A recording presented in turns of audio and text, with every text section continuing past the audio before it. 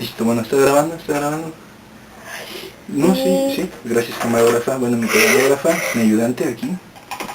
Y bueno, vamos a responder unas preguntas que nos envían por vía Twitter. Preguntas sobre, obviamente, el tema de la televisión, sus inicios, su historia, que enseguida se las aseguremos, gracias al libro que nos proporcionó el doctor que hace rato estuvo en el estudio. Entonces, dice así: ¿cuándo se iniciaron oficialmente las primeras transmisiones de televisión? Bueno, oficialmente fue en 1950, según el texto. ¿Quieres que dé más datos? Por supuesto que sí, yo creo que te quieres informar.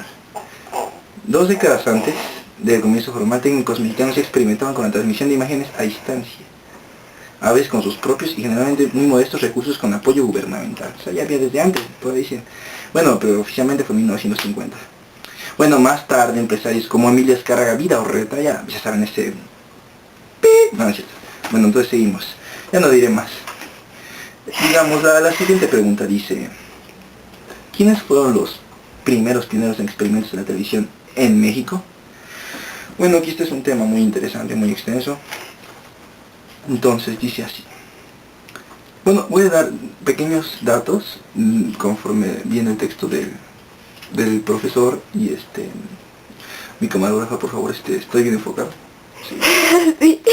Bueno, dice: Francisco Javier Estabol y Guillermo González Camarena, hasta la utilización de satélites de difusión directa para transmitir señales de televisión a los hogares. Primeros experimentos de ellos, ¿eh? Y ya saben, pues, la historia de Camarena, como la televisión a color. Bueno, eso ya se hablará más adelante. Vamos a seguir respondiendo aquí en esta parte del libro. Dice: los primeros experimentos de televisión en México ocurren a cargo de los ingenieros Francisco Javier Estabol, como acabo de repetir, y Miguel Fonseca, no lo había dicho, ¿verdad? Ambos profesores de la Escuela Superior de Ingeniería Mecánica y Eléctrica, ESIME. Ellos fueran técnico industrial. Él dice que viajaron a Estados Unidos, donde adquirió un equipo completo de televisión integrado por 2 cámaras de exploración mecánica a base de disco Nico, un transmisor y 2 receptores, así como equipo adicional para realizar transmisiones experimentales.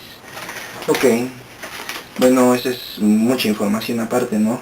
Lo que pasa es que quiero que aclare cuáles fueron los primeros, quienes fueron, para responder sus dudas, ¿verdad?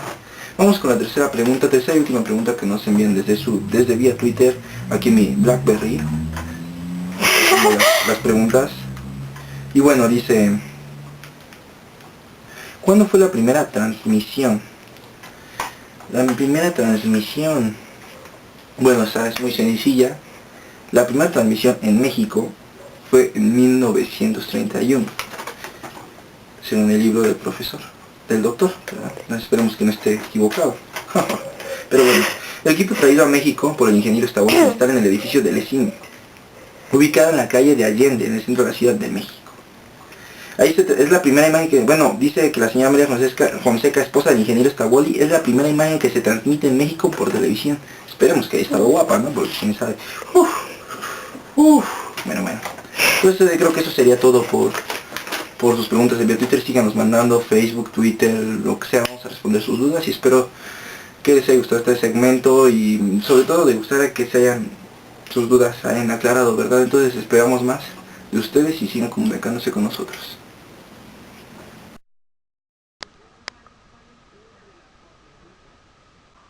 Hola, ¿qué tal? Bienvenidos a la última parte de su programa Conociendo con Sergio.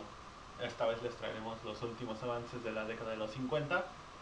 Y entre estos avances se encontraba la llegada del videotape, que como dirían nuestros amigos españoles, o del videotape. En 1956 Telesistema de México empieza a hacer negociaciones con Ampex, una empresa dedicada a la grabación de videos, para traer a México el sistema videotape.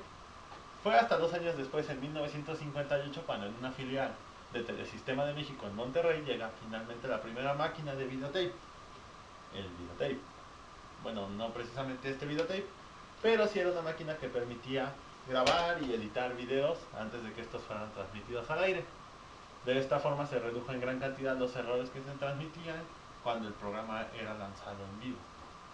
Además de esto tuvo otras ventajas, ya que al tener un elemento físico del programa, este podía ser vendido y exportado en países como Latinoamérica.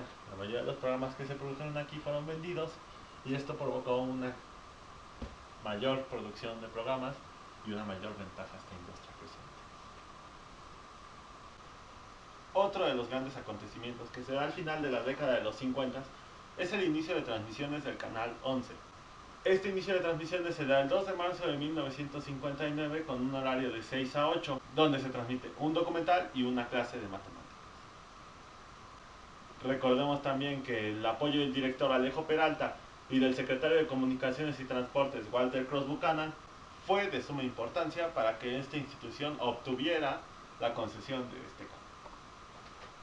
Unos meses antes, el Instituto Politécnico Nacional había empezado las pruebas transmitiendo 2 horas durante la mañana y 2 horas durante la tarde, y desde ese entonces ha seguido operando bajo la transmisión de XE y PM.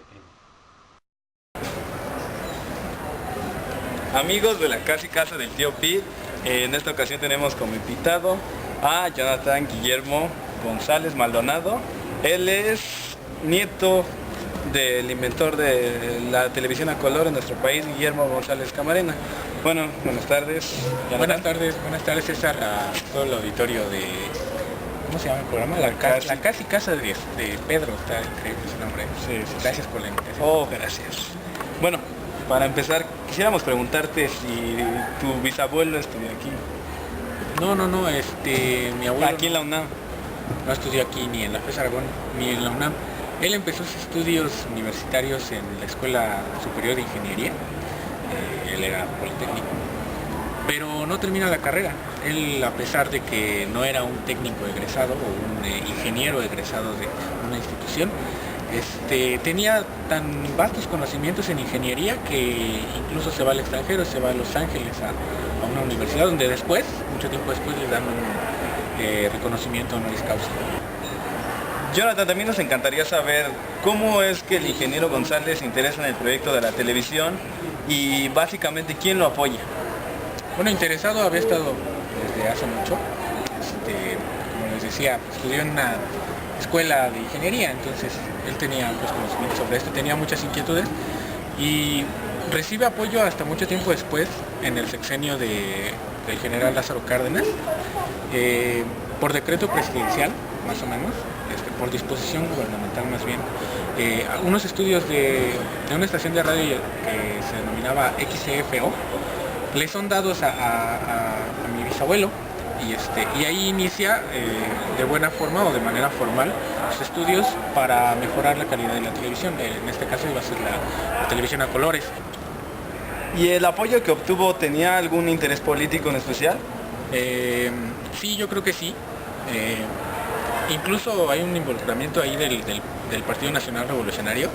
Era muy chistoso, ¿no? Porque se le nombra como uno de los proyectos para las siguientes elecciones, que se va a terminar con esta investigación, que se va a empezar a apoyar la investigación de mi bisabuelo, y por lo tanto se iba a llegar a un proyecto mejor encaminado.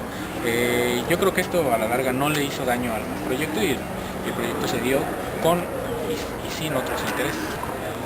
Y ya para concluir, licenciado González, ¿a partir de qué punto podríamos ya hablar de la televisión a color en nuestro país? Bueno, hay muchas fechas, ¿no?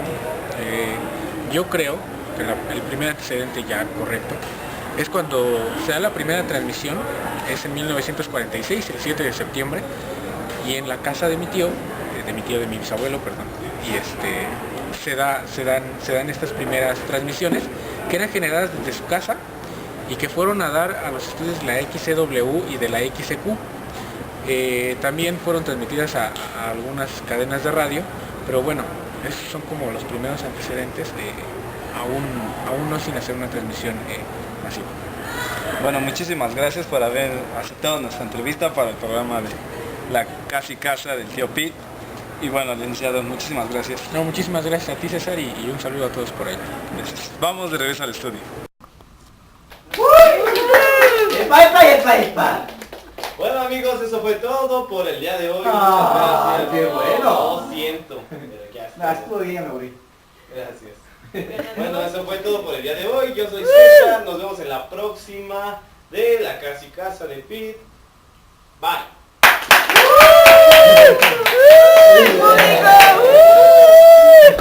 ¡Público!